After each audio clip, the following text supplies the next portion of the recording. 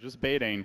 An Alliance are about to be caught totally unawares. There's the jump in. EGM, eat the Sunray, meet the Centaur, and easy first blood. Na'Vi, as always, art style. He's on point on the junglers.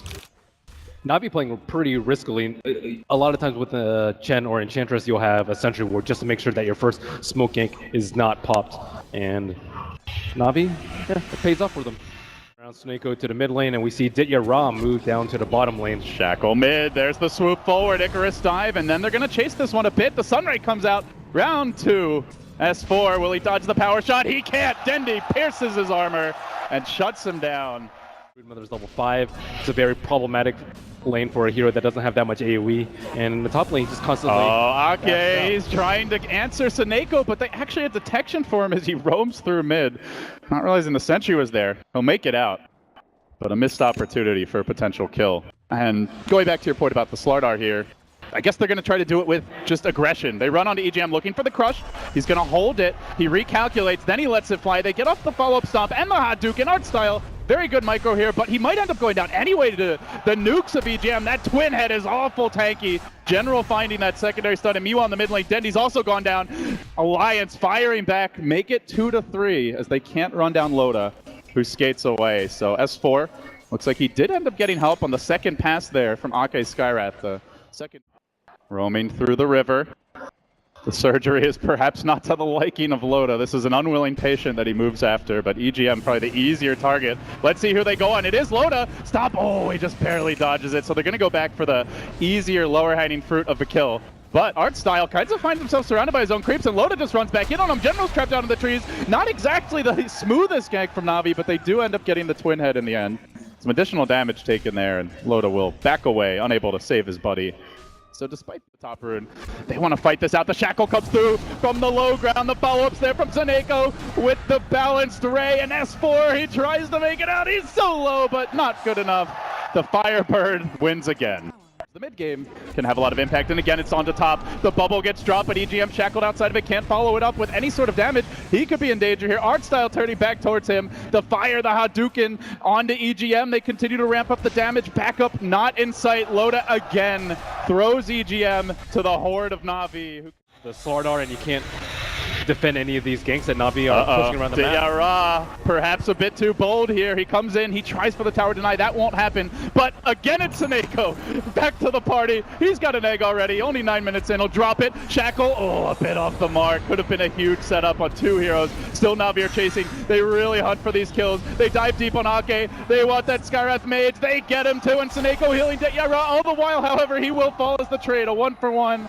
Bit unpolished there, a bit sloppy, but Na'Vi will retreat fairly safely. So it's a dual threat of the Broodmother and the Dragon Knight. Bulldog has committed for a hit of minus. Bulldog, he's definitely not afraid to take this late, even if he is a Brood. He's shown that hero can scale quite well, but EGM, he's a punching bag at this point. Another death for him. Just gets pummeled time after time by Na'Vi, but he is about Alliance's mid-game, unless they make a move right now. A double smoke. Both teams moving in. Alliance on the low ground. Na'Vi have the high ground positioning. They don't have the blink yet on the Slardar, though. He's about 600 gold short or so, and it's S4 who ends up ambushing Snako at long last. The Phoenix dies at the start of a fight. That is a whole lot sweeter. Loda being chain stunned, completely controlled for now by Artstyle. He does get the time walk out, but he's running for dear life. He has a chrono. Doesn't want to waste it defensively. He will be able to disengage. A close call there, but all the while, Bulldog, well, might not lane well against the Timber, but he's been left alone bottom, and he takes full advantage. Grabs the tower. A secondary one for Alliance, who have done a really good job. You look at the Mineski series, they would often, if they didn't feel like they could take fights, or even if they do, they hedge their bets by taking an objective elsewhere. Retreat. But Alliance feeling very confident as that rune is about to spawn. S4 down in the river. That Shackle doesn't end up connecting. Looked like it might, but Dendi couldn't quite find the angle. Still, they burn S4 down. Power shot. He did have a bit of extra regen there. Pops the stick, pops the bottle. Now they want to turn. Snako overextending again. That's twice now he's gotten punished. And meanwhile, Chen also roasting as EGM massacres the creep army. Na'Vi firmly on the back foot after this last sequence of events. They might lose a third hero. Artstyle will end up dropping to the rotation of Ake. That's a 3-for-0 exchange. And now he's fairly low. Bulldog's going to send the army in, see what's going on. They find a Roche at half HP. Do they just try to take it right away? Na'Vi, General's going to jump. He gets the initiation off on Ake. This is the Blink Dagger debut. It nets them an Ake kill. Does Loda want to counterplay? Shackle coming through, won't connect on EGM. Where's that Chrono? It's a pretty good one, but the Egg's on top of it. So Alliance don't want to walk in. This is going to completely waste the Chronosphere. Na'Vi now, Roche at half HP. Bulldog being forced back a bit. They get the amp damage on him. A Bulldog kill would be huge. They crush him. They latch onto him. Can they focus him down? Chasing a bit further. He gets off one auto attack. EGM now finds himself on an island. This is Bulldog again retreating. Dendi just fishing, looking for the follow-up action here. Na'Vi finding their customary aggression, waving with an awful lady. Says there's the shackle from Dendi, and they find the S4 kill. Make it 11-7. They're not done just yet. On to Loda they go. Sunray coming through as the time walk does get it off, but they can potentially still chase this. He's still in range for a bit of additional damage.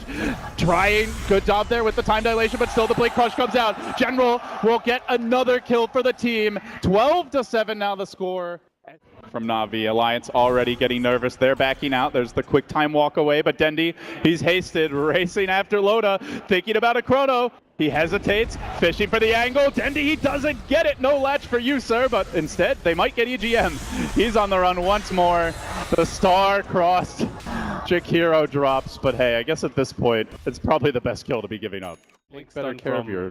Blink stun from Sardo or like a Blink Shackle from Wind Ranger's mass force staffs, but they don't have any There's farm. the Blink, the jump onto S4. There's no save, there's no counterplay. Your tanky mid lane Dragon Knight just gets eviscerated, and Na'Vi surging back into pole position in this one. Now look for the tier 2 mid. EGM can do not but watch, unless he wants to give away death number 8. It's going to be a slow siege on the T3 if they go for no Scepter up on Dendi. Na'Vi just making all the right calls here, and it began with that Roche fight from a very significant deficit, but Suneko now closing in on the hand of Midas, up to 1700 gold. Bulldog almost got jumped on by General. He went for a Shadow Blade and going back in for round 2. Round 2, fight. This one's a shackle. Dendi still got the DD, just chunks him down, pops the BKB, and the ultimate belt. Windrun says, you can't lifesteal for me. And Dendi gets the last laugh, again bringing down Bulldog, finds himself now on a mega kill streak. We'll see how aggressively they want to push their advantage now. And again, a deep flank coming in. It's from the Slardar, from behind Alliance. It might be a triple crush if they're not careful. Will General get the jump? Doesn't look like it. The Chrono comes out first, isolates Ditya. The egg gets focused down. Alliance executing much better this time. General a bit late to the party there, not able to help his team. And Ditya on his own, but Dendi still finding counter kills. They brought down the Void. Bulldog has to turn tail and run as the BKB has ended. Dendi continues to lay into him, will blink out.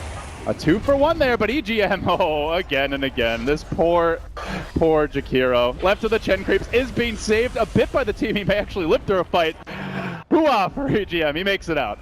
Artstyle now trying to retreat the creep army out, it looks like, and send home some teammates. He will get Dendi out of there safely. Now he finds himself on an island, gets slowed down, nuked down, and brought down. That is not the ideal fight for Na'Vi. They give up 3 kills in Alliance. They just didn't get the Slardar initiation they were looking for. Chen Zags. So I think the Chen Zags is much safer in team fights. Those creeps are very unlikely to die and provides persistent help throughout all the team fights, and they can split push out the lanes. I still would like to see Phoenix scale in case the game goes late, picking up the Scepter to save someone from a Chronosphere Mystic Flare combo, even something as simple as a Dragon Tail. All right, Alliance, they know this rush is happening. They've got a couple of Spiderites in the pit, but they're too late, and General does see Loda, gets the crush, finds the amp. Dendi's there as well with the shackle. Na'Vi quick to strike. They draw first blood of this engagement, and now they move back towards Ake, but Suneko very low. He gets nuked up, healed by Artstyle. Ake gonna fall too. They keep Suneko in fighting shape in general. This is what I'm talking about with Na'Vi. They hunt for the backliners. They want those extra kills. They're on a power play. There's the shackle and the crush combo. S4 just completely controlled by Artstyle. Now will end up going down, and General hunting for the 4th kill. EGM all the way back to the base flank. There's only slight creep pressure top. There's nothing to draw Na'Vi back for at least a couple of minutes until this Aegis expires. Their damage is really slow without focus fire. And Dendi does not want to waste it on the tower without the eggs, so he just pokes. He gets caught again by an Ice Path. Again the Breathe Fire. Again, the dragon battle rages, but one man's a man, and one of the other's a dragon. Loda there does get the good chrono, though. Off onto Ira. He'll go down quickly and gets dropped into the middle of Alliance. Can they burst it? They will. Alliance holding the high ground, turning on Navi. General down. Art style as well. They spring the trap. They only got a one-man chrono, but that was all they needed.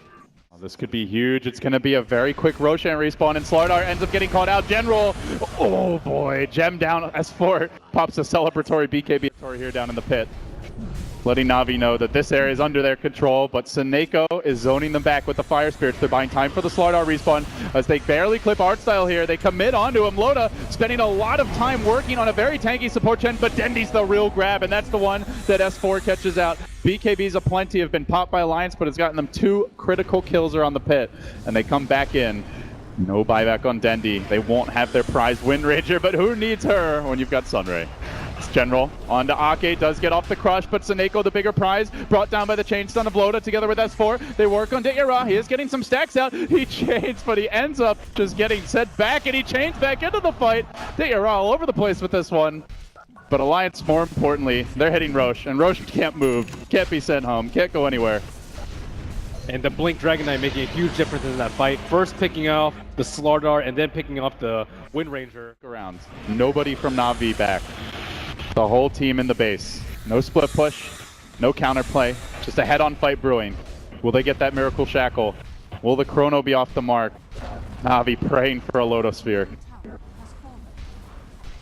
General has a really tough time jumping. And there's the shackle. It's a long range one. It's the catapult that works against Loda. Quickly drops the egg. Loda pops his BKB. They just beat it down. Then the follow-up chrono. It's the right kind of Lotosphere for Alliance. The one that might end Navi's hopes in game number 1. General, very low. He does Shadow Blade out. S4's been caught. The secondary shackle work is magic, but they get onto Dendi. He's been sent home by Art Style. The nuke through Ice Path isn't enough. I think he makes it out of this one, Ben. They haven't gotten the racks. They end up being forced back just with the Dragon Knight death. Navi pushing out the lane, and they are going for the wraparound. They're smoked, and under cover of it, heading straight, beelining really, towards Alliance. It's Loda in the trees. Do they get a good crush? He's the gem carrier. They jump Loda. Dendi's ready as well. The BKB coming through. Loda just melting. Dendi might kill him off the bat. He does end up getting off the chrono onto General, and they will possibly lose Dendi here. Loda survives through it all. Just walks away. Cool guys don't look back at explosions, and Loda looks very cool right now. 4 drop. Navi forced to throw out a buyback here on Dendi. How did they not kill Loda in that fight? It's the Alliance Force Staff. We saw it in the matchup versus Mineski, saving them in the base defense. And again, Ake casting on Loda so that he can pop his BKB, time walk some of the damage off, and get that big Chronosphere to win them the team fight. Oh, the living legend coming back to life here in a critical moment. 23-20, they begin their siege. They're down 3 heroes on the side of Navi, and Deira basically sacrificing his own life just to stall. It doesn't allow Dendi to get a crucial kill in S4. Alliance have abandoned their brother, and they will suicide the Timbersaw, so no gold, but now Dendi, he's out too far. That's a dieback on the Dendimon, and Alliance, this might just be it. They've got 100 seconds to go without the Wind Ranger. Exposed racks, mid and bottom, could easily be 2 lanes, possibly Megas. Maybe they even tried to throne it, or maybe they just run away. It might not be a Wind Ranger, but the rest of the Navi squad is back. Abyssal complete on Bulldog. A fully 6-slotted Brood Mama. Onto General. Just a couple of pokes. The Spider spreads her legs, and the Bulldog Broodmother continues to rack up kills to have a huge impact in the late game. Doing it again here in game 1. Alliance close in. The Swedes, they're almost there. They just need 1 or 2 more kills, or at least for Navi not to come and defend. Dityara decides to. That may cost him. BKB's out. Dityara down. That's all 3 cores dead, and Alliance have all but sealed it. Navi have nothing but under-farm supports to defend the base. They'll rotate to top. They want the Megas. Slow and steady. Alliance just outlasting Navi in these critical engagements. Bit by bit, inch by inch, they zero in.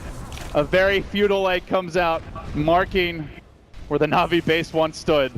But the Hordes have reassembled, and they are looking for this final lane of Rex. No split push, no hope in sight. Alliance may lay down. Ranged is all that remains, and there's the GG. Alliance, they start to put the crown back on here in game 1. They're out to a 1-0 lead. Man, if you look at Chen's net worth at the end of the game, he had 15,000, whereas he was maybe like 6,000 above the Slaughter. Just not enough farm on Slaughter, not enough farm on Didier Ra, and I must say, I favor Navi a lot more when they have Didier Ra on a farming core, like Faceless Void or Lone Druid, like we saw a little bit earlier, but no one was making plays on Navi. And they had two big playmaking heroes here. The Slardar, who was making them a bit in the mid game, but when he lost the gem, it felt like everything just dried up from there. His blink was too slow.